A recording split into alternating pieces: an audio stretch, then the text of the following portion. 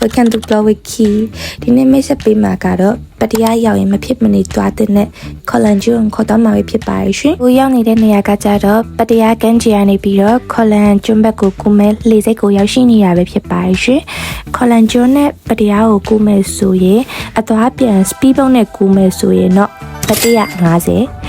အသွားပြန်ဆိုရင်တော့ပ300ကျပါမယ်ရှင်။ရိုးတမန်လေးနဲ့ပဲကူးမယ်ဆိုရင်တော့သူတယောက်ကို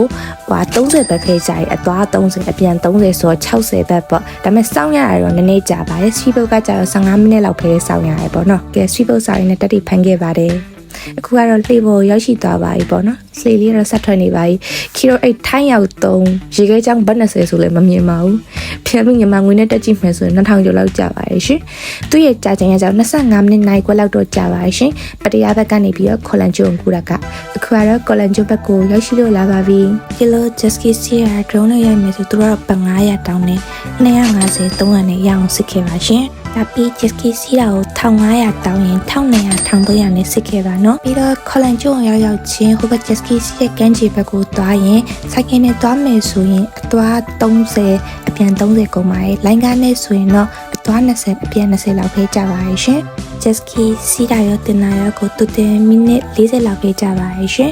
ခီရိုဒီ jet ski စီးတာဆိုရင်တော့တိုတယ်စုစုပေါင်း1810မြန်မာငွေနဲ့ဆိုရင်တော့2,400,2540ကျပါရဲ့ရှင်။ Q Jet Ski စီးတဲ့ blog လေးကိုတော့နောက်ထပ် video လေးမှာတင်ပြပါမယ်ရှင်။အားလုံးကိုကျေးဇူးတင်ပါတယ်။